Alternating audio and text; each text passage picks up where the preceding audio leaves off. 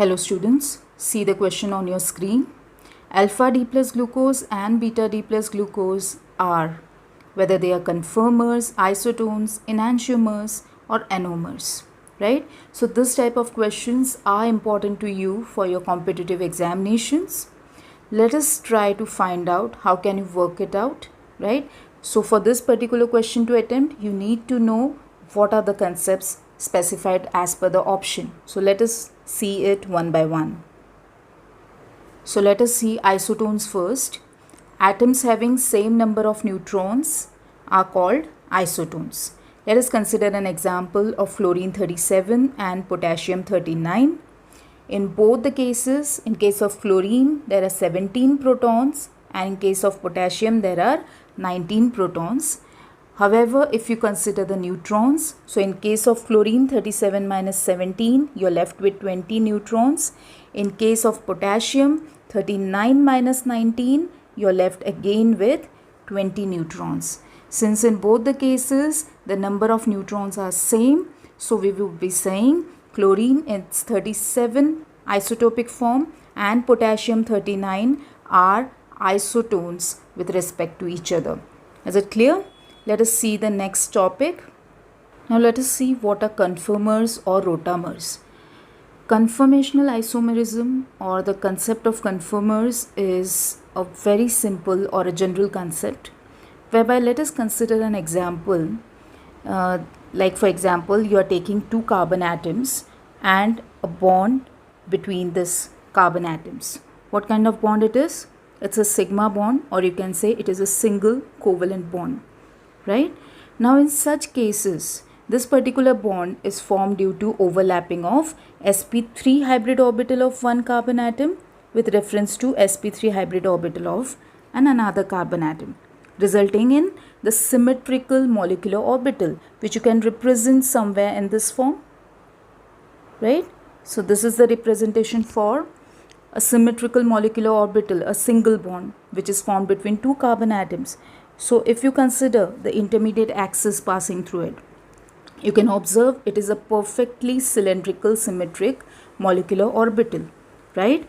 Now in such cylindrical symmetric molecular orbital, what you can observe, when you rotate this about such carbon-carbon single bond, this rotation will be almost free. That means it requires very little energy for rotation, right? As a result of this almost free rotation, we can say it can orient itself into various relative arrangements within the space due to rotation about one or more single bonds within that molecule. So the isomers having the same bond connectivity sequence throughout and can be interconverted by simply rotating about certain single bonds are called as conformers or conformations, or simply you can call them as rotamers, right?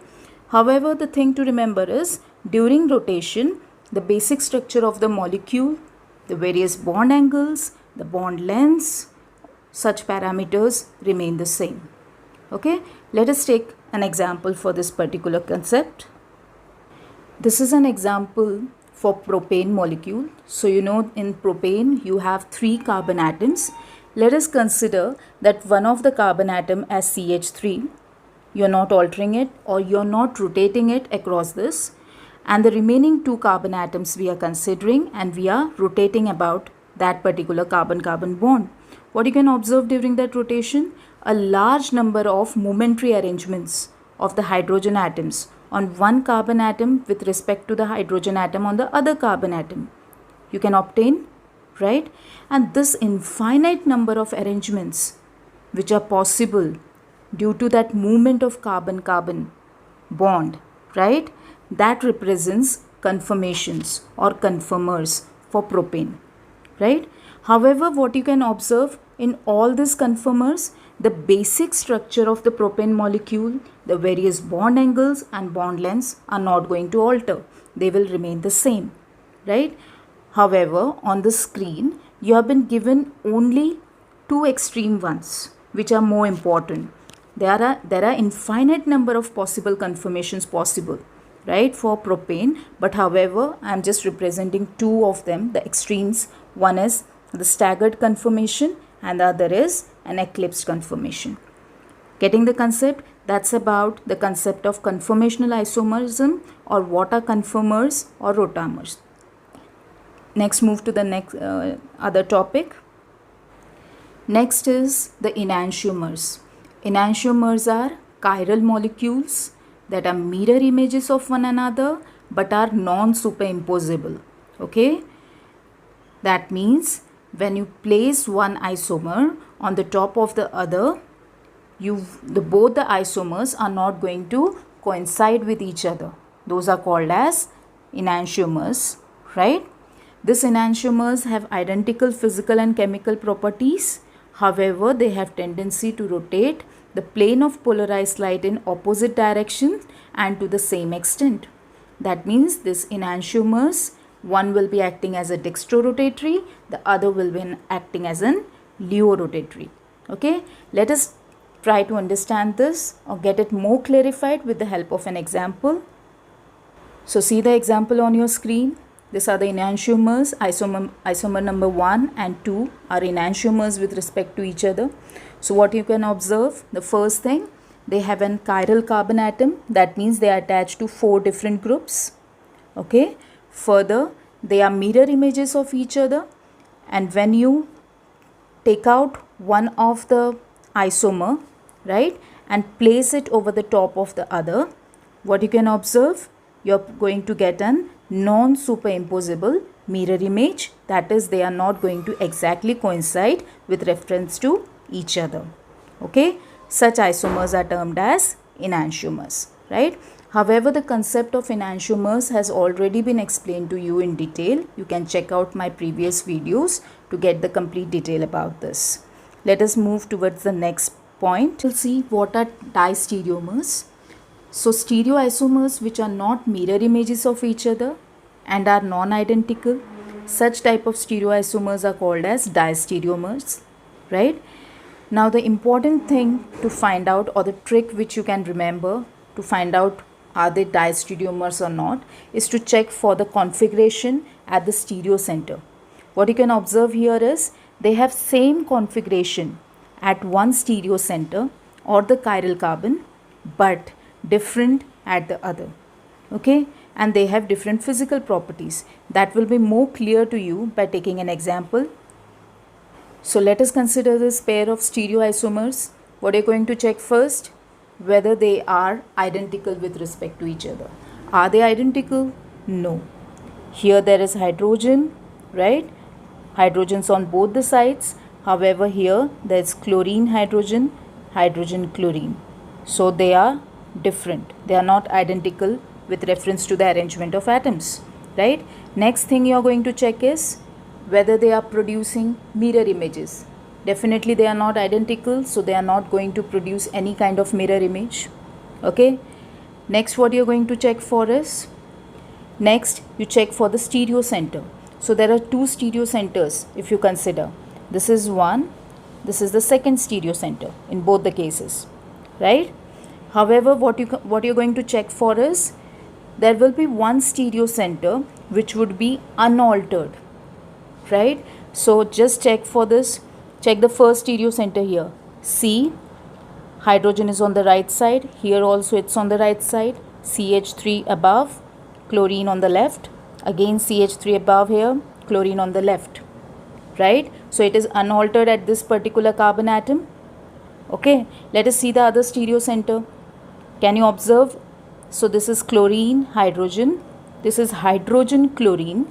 That means the positions of hydrogen and chlorine in both the isomers with respect to the second carbon atom on the lower side has been altered, has been changed, right? That is a recognition for diastereoisomerism. What are you going to check?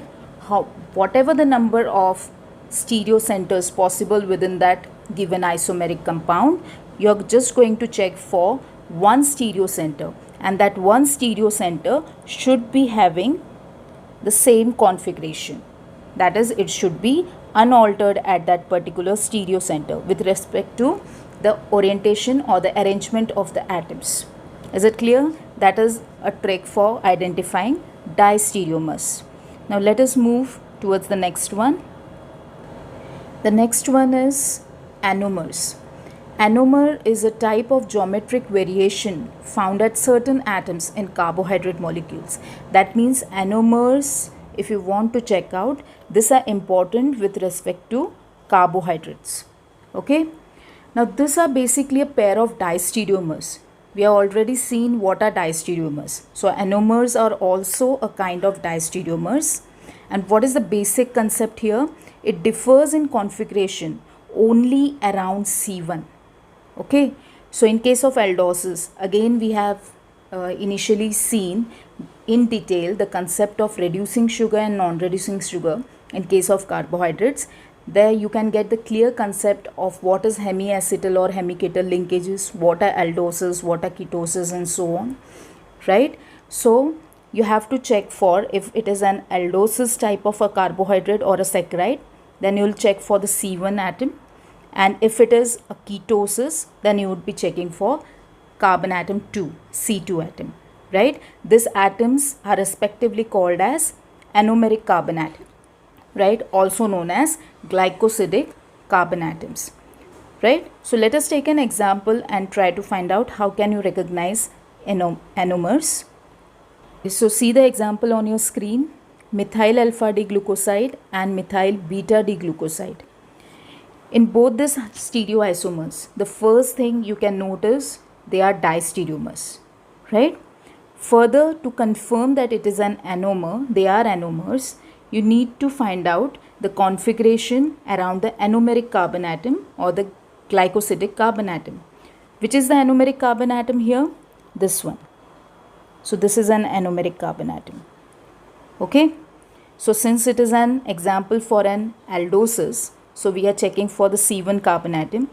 If you check it out for ketosis, you need to check for the C2 carbon atom, right? So at this anomeric carbon atom, can you see there is a difference in configuration? So as we can observe, the methoxy group is on the right side here, and in the other isomer, the methoxy group is on the left side. However, in all the remaining stereo centers, the configuration is same. Right, so the positions of the hydroxyl and hydrogen atoms are same in the remaining stereo centers. So such kind of examples, such kind of diastereomers are termed as anomers. I hope the concept is clear. Now let us move to the main question. So the question was related to these two concepts, these two isomers, alpha D plus glucose and beta D plus glucose. So they have been plotted on the screen. What can you observe here? What kind of isomers are this? Are they enantiomers? Just check it out. Are they producing non-superimposable mirror images? No. Then further, are they diastereomers? Yes, they are diastereomers. But since these are carbohydrates, glucose molecules are the saccharides, and in case of carbohydrate molecules, the diastereomers which differ in configuration only around one carbon atom. So check for the anomeric carbon atom here. This is an anomeric carbon atom. At this anomeric carbon atom, the hydroxyl group is interchanging its orientation. In one isomer it is on the right hand side, in the other isomer it is on the left hand side. That means it is an example of anomers. Is it clear? So the correct option for the given question is alpha D plus glucose and beta D plus glucose are anomers. Okay, that's for today. Thank you for watching.